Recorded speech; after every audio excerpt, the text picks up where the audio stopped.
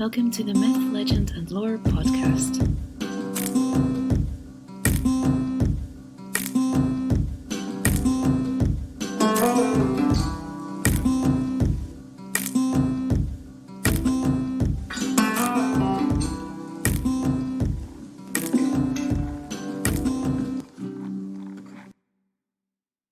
Today's guest is Dr Jóhanna Katrín Fridriksdóttir. Not only has Jóhanna taught at Yale University and held research posts in Reykjavik as well as Harvard, she now works at the National Library of Norway in Oslo, where her research focuses on Vikings, Old Norse Icelandic sagas, mythology and poetry, medieval manuscripts and gender. And now she has released her exceptional book, Valkyrie, The Women of the Viking World. Jóhanna, it's a delight to welcome you to the podcast. Thank you so much, Siobhan. I'm delighted to be on. Well, I must admit that I was more than a little excited about the release of Valkyrie, The Women of the Viking World, and since I've had my copy of your fantastic book, I've been happily immersed in reading it. So you mentioned that you started working on the book in 2018, and it must have been a huge undertaking because the amount of research and knowledge contained within the pages is staggering. Oh, thank you. Yes, I was able to work on it full time, and so I sort of wrote it in 2018. I was mostly finished with it at the end of the year, and I did a lot of research, but I already knew some things as well, just from my years of doing research on the sagas and the Norse poetry. But I read a lot of new things, or like things that were new to me, like archaeology and runology and some other things. So yeah, I've been able to kind of bring it together. Goodness, I would say you absolutely have. It's a wonderful book. So when we talk about the Viking Age world, what kind of time periods and locations does that encompass? So the Viking world, as we understand it and use that label, it sort of starts around 800 or like the late 8th century in Scandinavia. And there's just something that changes, like it seems to be a combination of things. One thing is that the design of the ships seems to improve, so they're able to go further distances, meaning that they can go away and sort of do more trade and raiding and so on. And then all of that wealth kind of flows back into Scandinavia.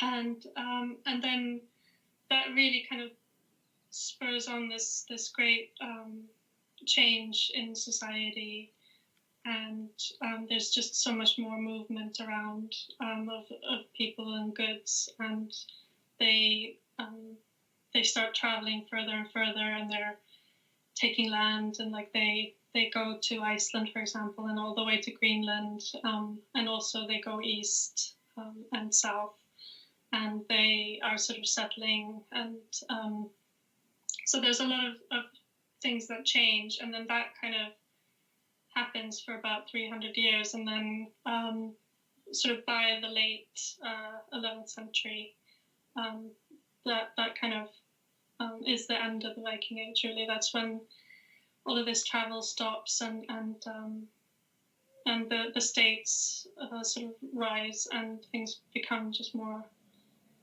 static again. And so in the Norse myths and sagas, the Valkyries are these incredible creatures with wonderful descriptions. And why are they such powerful figures in Norse mythology, do you think? Yeah, that's a great mystery, I suppose. It's really interesting, I think, that they have this figure that is female, and it's so attached to battle and war and violence, which we kind of normally consider a very male-dominated sphere. And I guess the Valkyrie figure has puzzled and intrigued and fascinated people for centuries. And I don't really know why the Valkyrie becomes as prominent in the mythology as she does, but I sort of have the feeling that maybe that reflects, the fact that women maybe had a stronger social position than maybe in many other societies. But yeah, it's sort of impossible to know for sure. And the Valkyrie meant different things for different people. And, when you look at the different texts, different manifestations of these figures, some of the texts just to depict them as quite sort of scary, bloodthirsty, just not very attractive figures. And then in other texts, they're sort of more like robotic and, neither sort of good or bad or anything. They just are. Mm-hmm. And then in there's another manifestation where they're sort of, romantic companions and like, objects of sexual desire and so on. Mm-hmm. Gosh. Well, Valkyrie is an excellent description for the women that you talk about in your book, and I was wondering, could you possibly tell us a little bit about some of them and why they stand out as such strong figures in the sagas and poems? I'm obviously fascinated by all of them. I think, I sort of go through phases where I have different favorites. I think this woman who I talk about in the beginning of chapter 2, who is this illegitimate daughter of the King of Sweden, mm-hmm. and her name is Astrid. And she's just really interesting. And when she's young, her father and the King of Norway, they're both called Olaf, which is not very helpful when you're trying to narrate the story. But they have a kind of, I guess you could call it a feud, or some sort of disagreement about like a region that's in sort of on the border between Norway and Sweden, and they both want to rule it. And in order to settle the matter, the Norwegian king is going to marry the legitimate daughter, the Swedish one, and then the Swedish one kind of pulls out of it, and there's this crisis, and there's even talk of maybe that they're going to go to war, and then Astrid just rides off. She goes to Norway and basically proposes marriage to the Norwegian king. And he kind of, the story gets told in very different ways in different sources, but the gist of it is that he agrees to the marriage, and the sort of threat of war is averted. And she's kind of given credit in many of the sources for pulling this off, this peace treaty. And then in sort of some of the later sources, or later in her life after he dies, she's like a stepmother basically to his son by a concubine, and the son gets put forth as the heir to the throne, and she supports the son and is able to kind of persuade lots of people to join that cause, and in the end that son becomes the king of Norway again. So she's really good at like politics basically, and the way that it kind of gets represented in the sources as quite positive and admirable. I think she's really, really cool and fascinating. But there's lots of others as well. There's one other royal woman who is heavily pregnant, and then her husband gets murdered in one of these, squabbles between contenders for the throne, and she has to again sort of run off in the middle of the night, and she goes to some island and gives birth, and then I think like the king and queen's henchmen discover them, and then she has to escape in the night again, and like the kind of description of her hiding, in the bush or something, it's just really fascinating. Definitely. So yeah, these women were tough. Absolutely. I think another one who kind of stood out for me was when you talked about Freydis, and in Finland, and she's heavily pregnant again and trying to make her escape, and the image of her is quite something else. I know, and it's again like just that economical saga style. I mean, in the saga, the story about her escaping or trying to escape from the attacking natives, and then she sees that she's not going to be able to run away from them, and then she turns around and like sort of takes up his sword and starts slapping it on her chest. Yeah. But it's only a few lines in the saga, but it's just so vividly described. And especially, I think there's this kind of line about how she's moving quite slowly, and because she's pregnant, like she's obviously not walking as you would, normally. And yeah, it's just, you can just really picture it. And that's the kind of beauty of the sagas.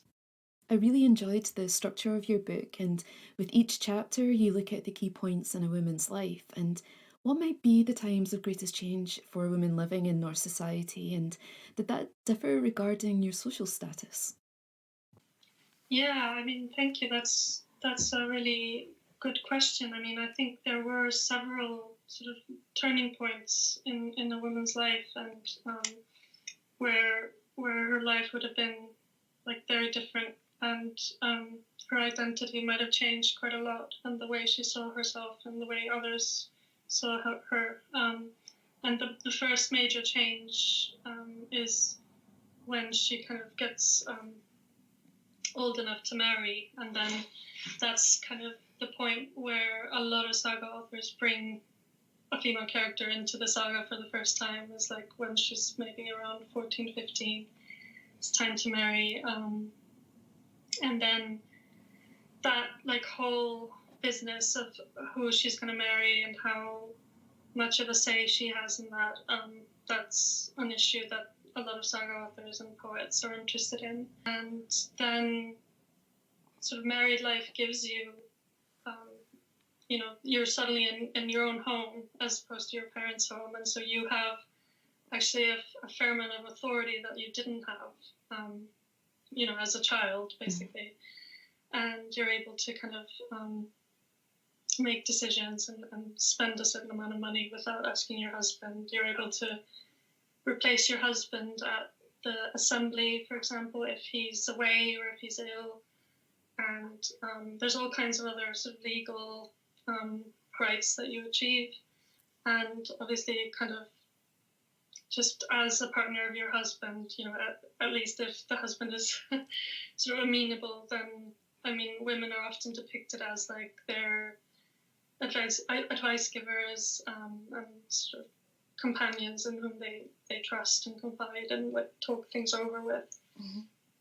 And then again, sort of if you lose your husband, if he dies in one of these feuds or wars that are described in the sagas, then again, I think your life would change quite a lot. And you might find yourself much more vulnerable to either just, threats to you and your family, whether violence or kind of sometimes sexual violence, obviously. But then also kind of, sometimes there are these relatives who want to bully the woman into a new match, and the woman might not want that, but sometimes she's not really able to resist that. Yeah. So, but yeah, it varies quite a lot. It seems what kind of status women had, like even within the same sort of category of age and legal status and marriage status and class and sort of who her relatives were and so on, would have kind of complicated each woman's personal, situation. And so, how much of an impact did either the father or the male representative of the household have on a woman's future, on her betrothal or her marriage? And actually, as I'm asking this question, it's reminding me of in The Deep-Minded and the choices she made for her granddaughters. I think Viking girls wouldn't have seen getting married as necessarily a bad thing, but I mean, there is kind of a fair amount of discussion in the written sources about, to what extent they should have a say. And I mean, some sources just kind of mention when somebody gets married as a complete sort of non-event, really. And it doesn't really seem to occur to them that, a woman might want to have a choice. But then in some other sources, like they sort of depict a woman maybe as being bullied into a marriage, and then the marriage doesn't go well, And so they seem to be kind of turning up the question, like, is it maybe such a good idea to bully women into marriages they don't necessarily want, or at least, choose partners that they are well suited to, both in terms of maybe temperament, but especially social status, and marriages where the bride thinks that the groom is beneath her. They usually don't go there. Well.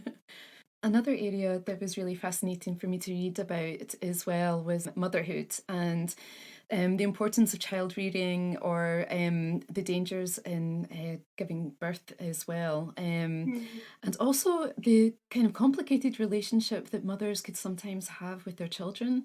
On the one hand, they appear very nurturing and attentive and loving. And then there are others who have an altogether completely different experience with their children, and it's a little bit disastrous in some areas. Yes, to say the least. Yeah. Yeah, so it does seem to be quite an interesting kind of complex relationship. Yeah, I mean, I think in a way that's more true to life than sort of reducing mothers, just to kind of one-dimensional figures. And I mean, I thought it was really interesting, this story about Freydis again. Like, she clearly wants to protect her unborn child, and so she tries to meet the natives who are attacking her. And it's like this kind of really astonishing image of kind of fierce, not violence, but at least she's prepared to kind of defend herself. And like she's so vulnerable at the same time.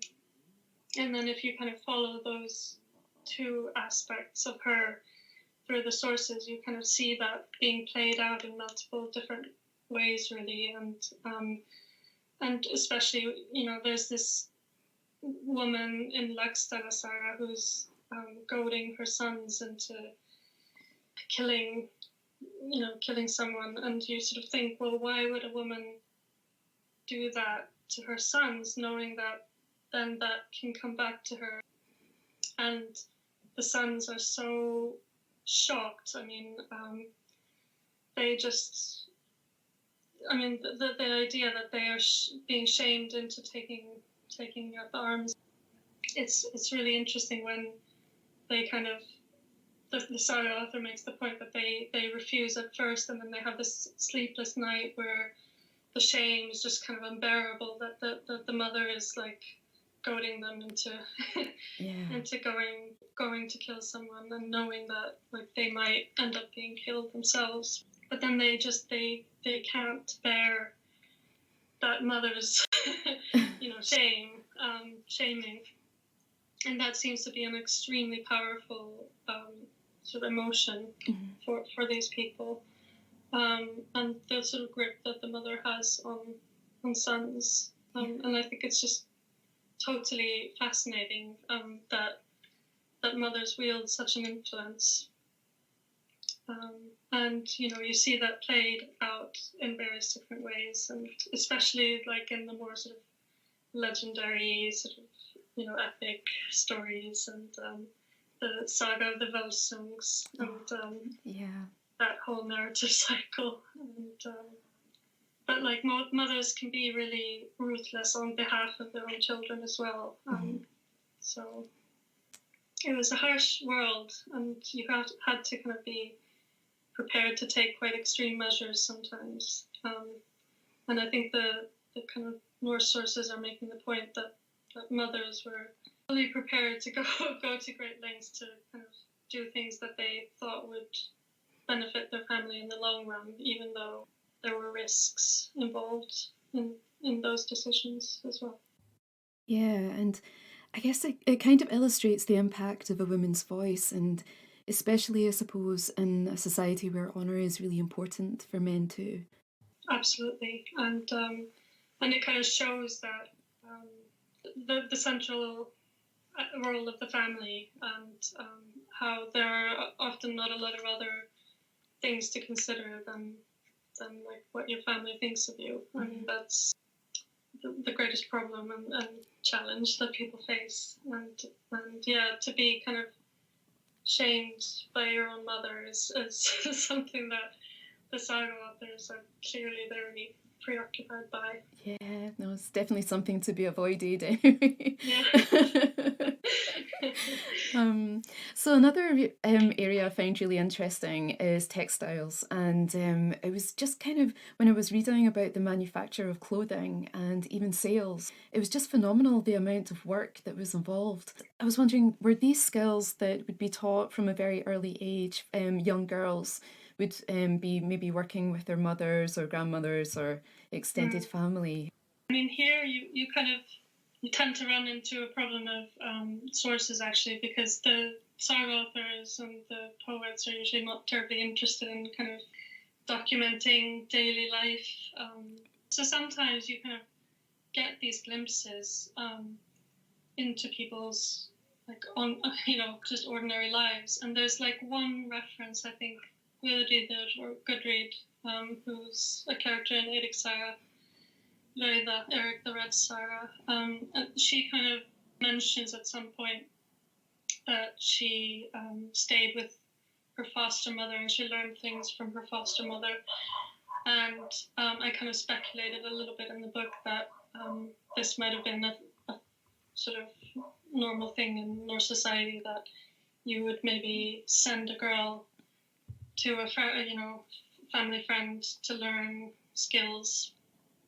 But yeah, like realistically, probably most girls probably learned the textile work from their mothers and grandmothers, and it was just something that you had to be doing all of the time, like in between your other tasks, because like just the work of making one garment, that would have been like weeks and weeks of work for one person. And so yeah, it was just a constant presence in your life to make textiles from beginning to end. Absolutely. Just reading about the preparation of the wool, just in order to make your thread and things, it's just from the beginning until the end, it's a huge amount of work.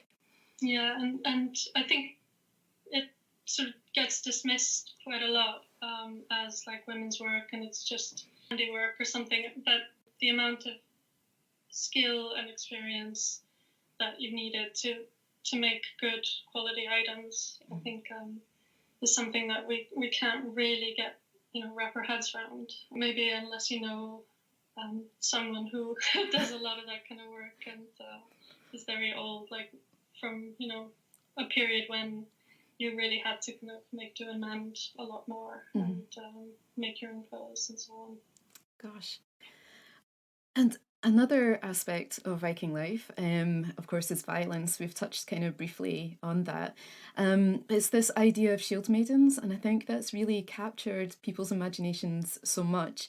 And I was wondering, do you think that we are perhaps getting closer to solving the riddle of, say, the burqa burial and the existence of these fantastic female warriors?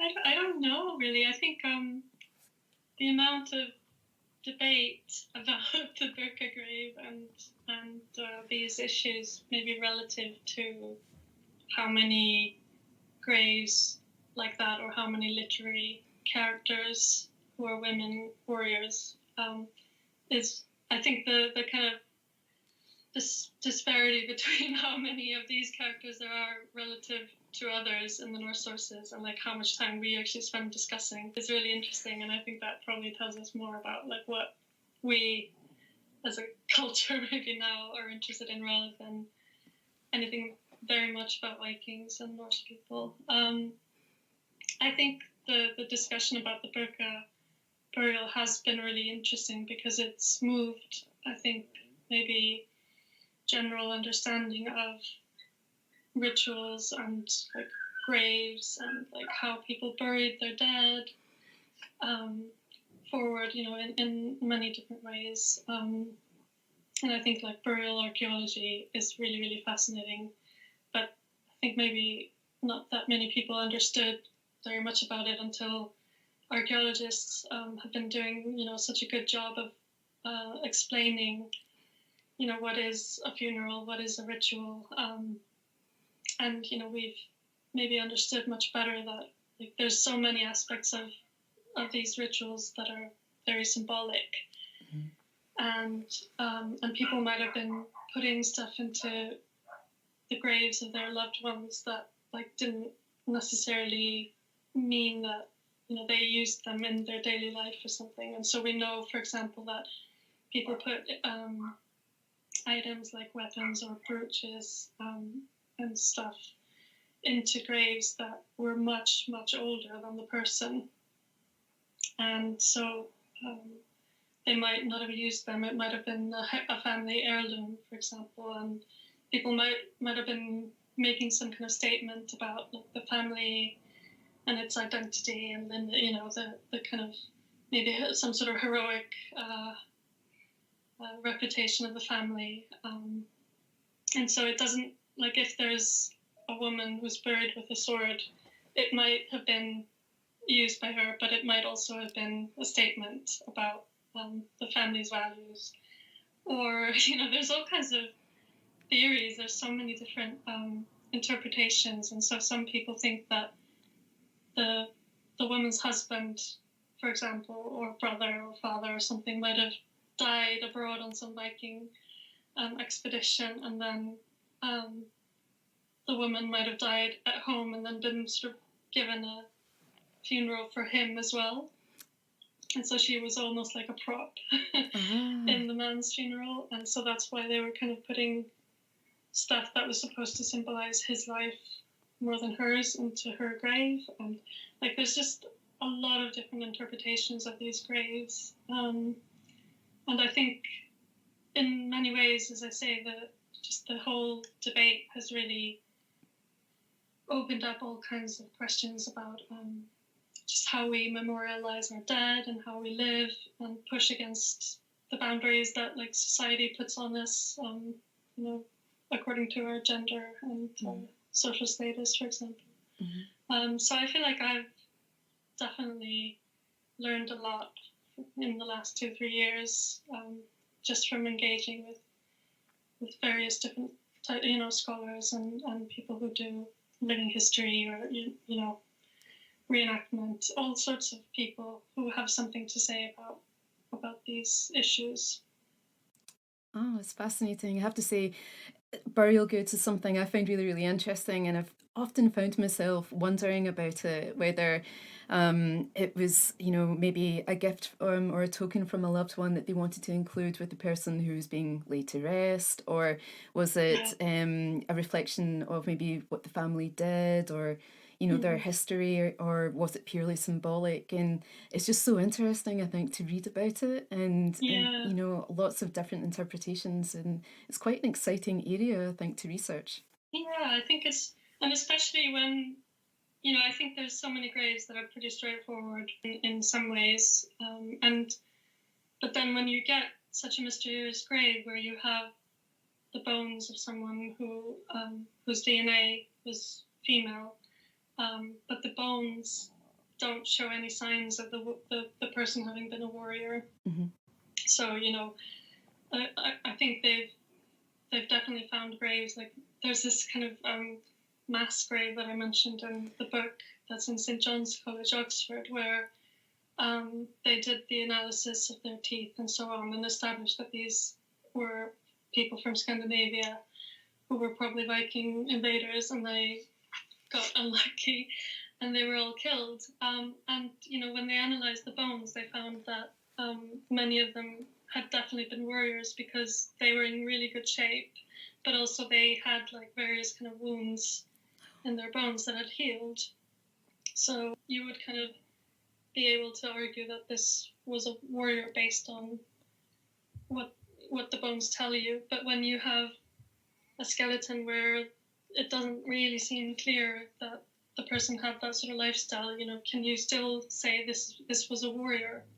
So I feel like this whole field is probably developing quite rapidly at the moment, and there's like more and more sort of DNA tests being carried out, and isotope analyses and all kinds of things.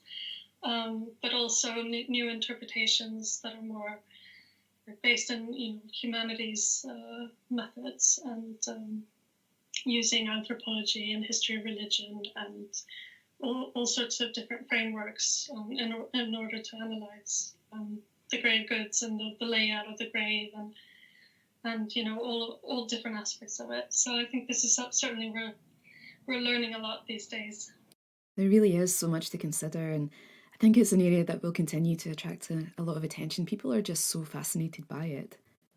I'm also really, really fascinated by graves like the Oseberg grave, which is the grave of two women, and it was this massive big burial mound with a ship inside it, and all kinds of really beautiful things and textiles, and it must just have been such an expensive burial and such a display of wealth and status and power. And I sort of, I think most of the items in that grave are extremely sort of gendered feminine.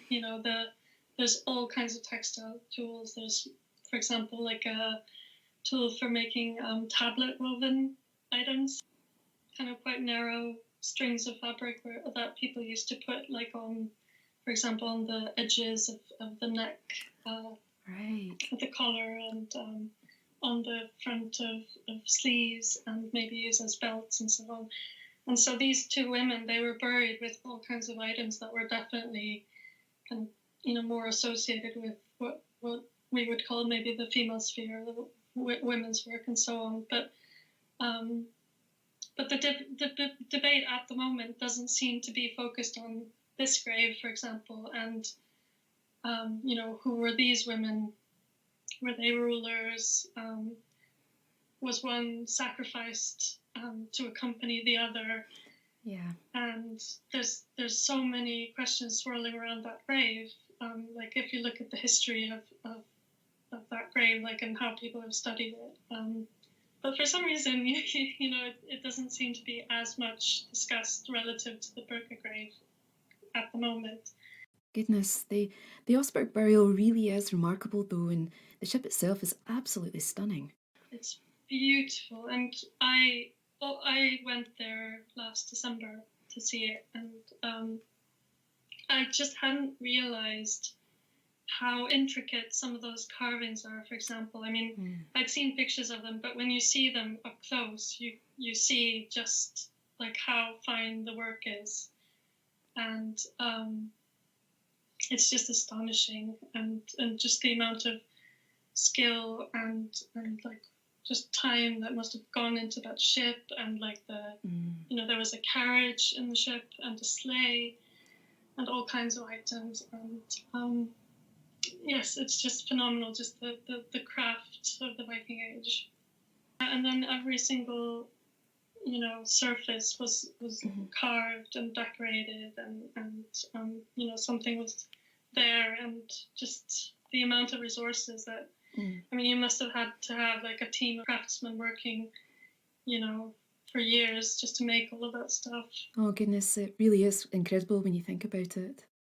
I wonder if we can look at another area of life for women, and I was just wondering what the options might have been for an unmarried woman in Norse society, and possibly what some of the reasons might have been that had kept her from marrying.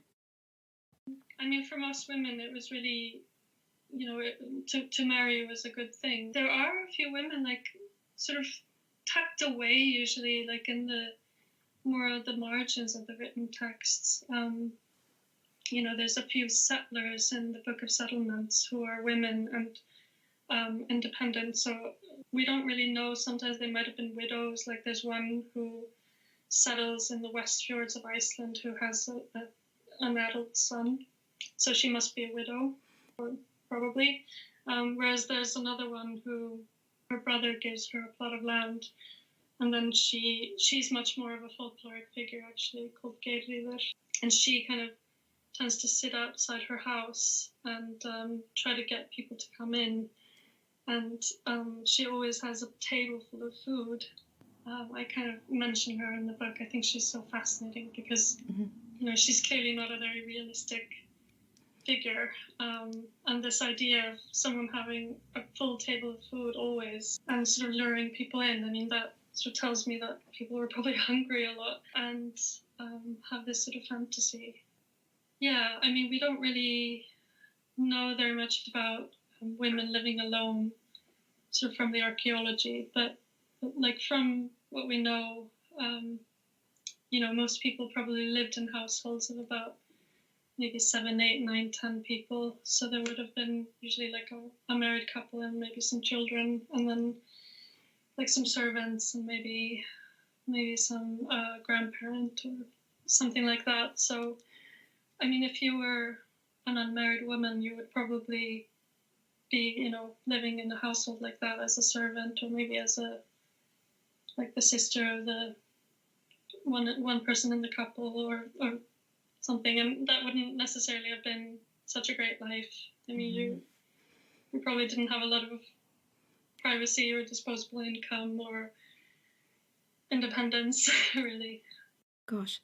So I guess if we look at the other side of marriage then, and from the sagas, on what grounds might one seek a divorce, and alternatively, what would be the reasons for staying in an unhappy marriage? And there are some really wonderful examples in the sagas of people kind of heading towards divorce. Yes, I mean, in the sagas, it kind of gets dramatized and sort of sometimes a little bit manipulated by the saga author, for drama. I don't really know how far we can trust them on, like I think there's one saga where the woman has to kind of go and stand in a certain area of the house and say, like, I divorce you. Like, there's some sort of ritual where, we don't find that in any other source and not in the laws. So, I mean, it's sort of questionable whether that actually existed. But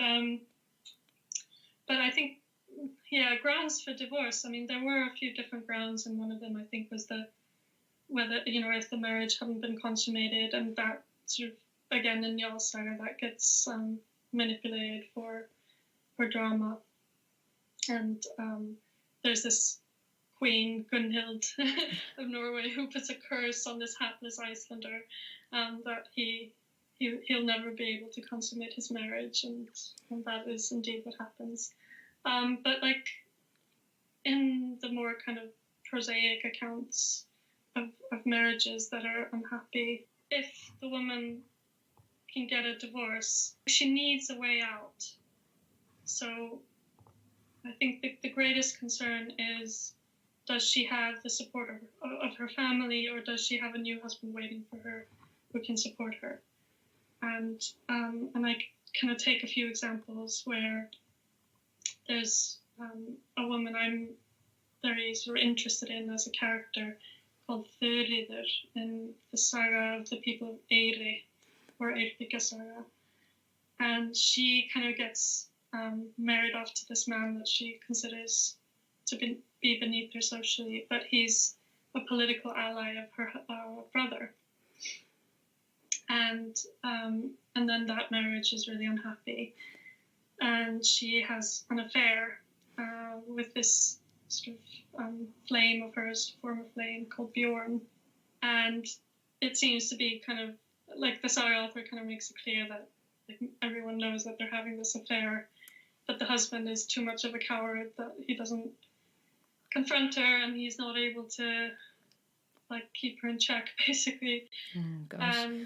And but Bjorn doesn't set up anything for her to be able to divorce her husband. So even if legally she's allowed to do it, like it's just not feasible for her.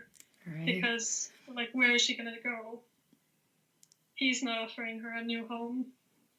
The brother doesn't want the divorce because the husband is his ally. So even if, she's allowed to divorce, like it's just not a realistic option for her. She really shows that like even if something is legally possible, it's not realistically possible necessarily. Another part of life that must have been a reality for so many was the loss of a partner and becoming a widow. I was really struck by how a woman might show her distress at losing her husband and what might happen if his death had been met violently. And I was just wondering what kind of pressures or expectations might a woman find put upon her? Yeah, I mean, there's definitely ways in which people are expected to react, and especially if you die of grief, that's sort of approved of by the saga authors usually as showing what a loyal wife you were. But apart from that, there are kind of very intricate descriptions both in the poetry and the sagas about um, how a woman should behave initially, and they kind of tend to agree that a woman should be lamenting, and so she's crying, and she often has the hair loose, and she's kind of wailing, and then on the flip side of that, she sort of praises the husband, and then the audience for that is usually the husband's male kin or her male kin, and the kind of subtext of that is usually that then it's their turn to go and avenge this man, and so everybody's sort of playing their designated role in this. But the saga authors, again, they kind of tend to mine these cultural norms for drama, and so they show that it's like not everybody necessarily behaves in the way that is expected of you, and then other people tend to take that badly, and there's a conflict, and that can often be very disastrous. And then, like in one of the poems, the Eddic poems, in the Poetic Edda, there's like a woman, Gudrun, and when her husband dies, she just kind of becomes catatonic, and she doesn't do anything, and it's not really clear whether she's just completely frozen or whether she's not engaging in the usual behavior because she's angry, or for some reason she's rejecting what's expected of her. But at any rate, the onlookers, like the other women, are really upset that she's not doing the usual lamenting, and then they try to push her into it, and she just resists or doesn't do it for some reason, and then in the end they take off the textile that's covering her husband's body, and then there's this description of her kind of seeing him lifeless and bloody, and then that's the point at which she breaks down and starts crying and so on.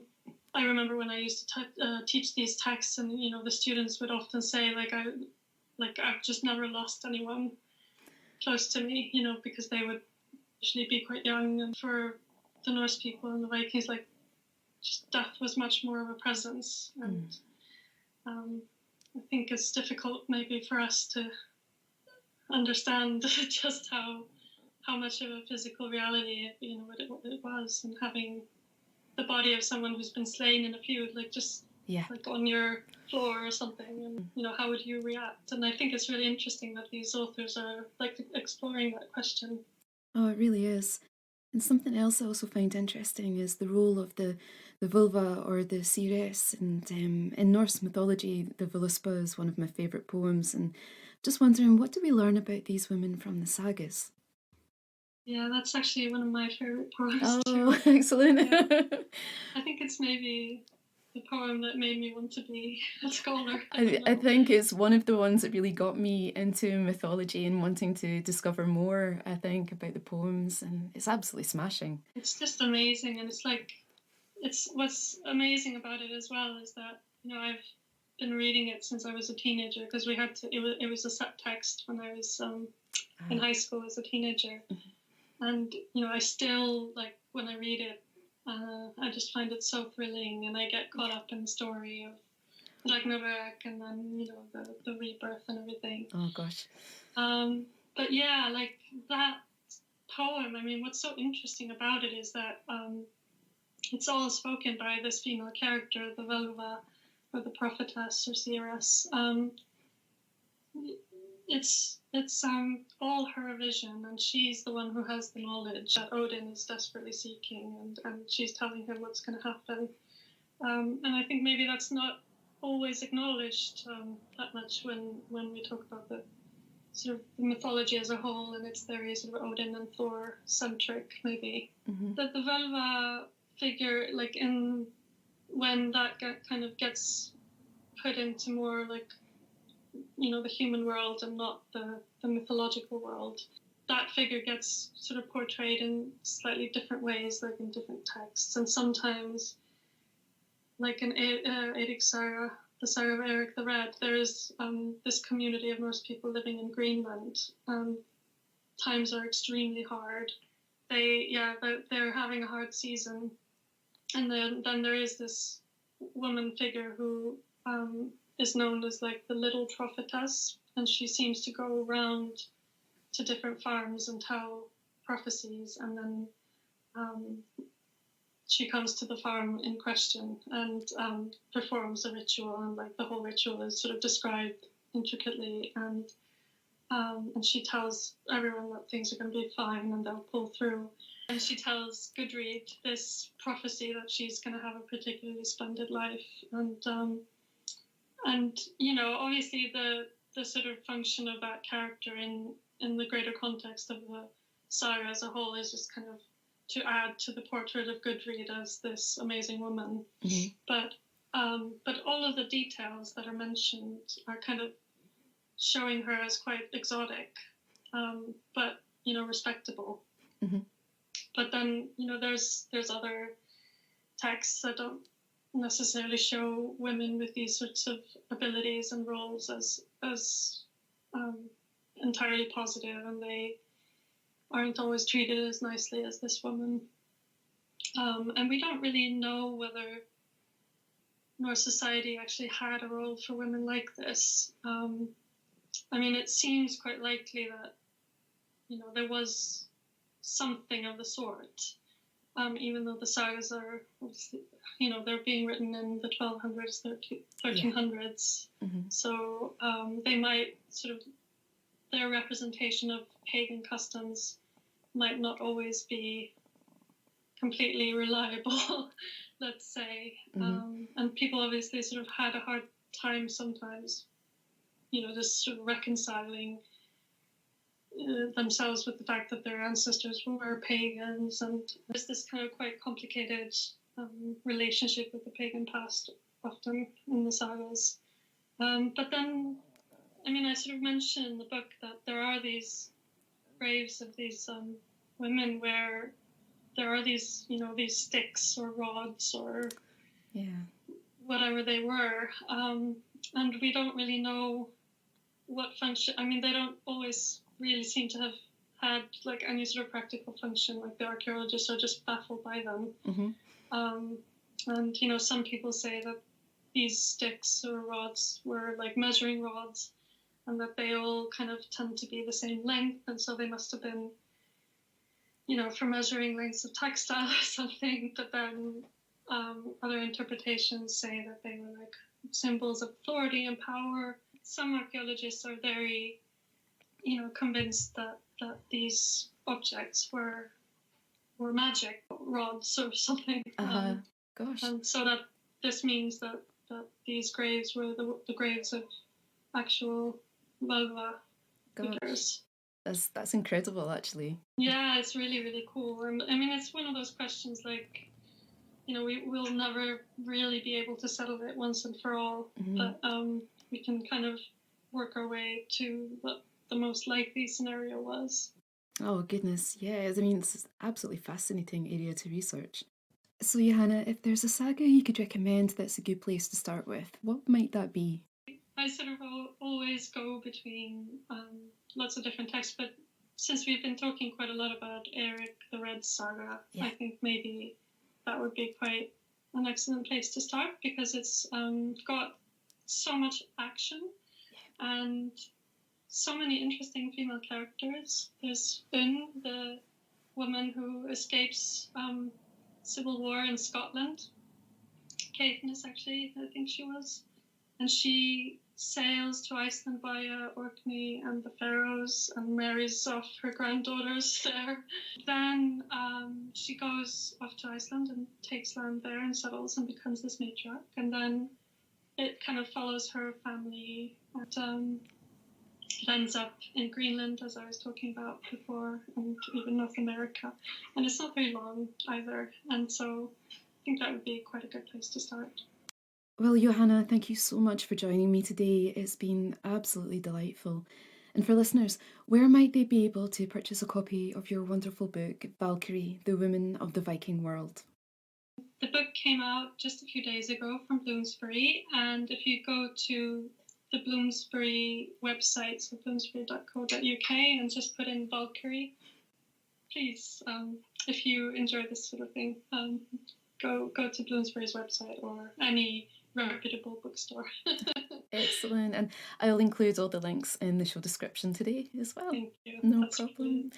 And of course, if you would like to get in touch with either Johanna or myself, do feel free to email mlegendslore@gmail.com or Twitter @loremyth.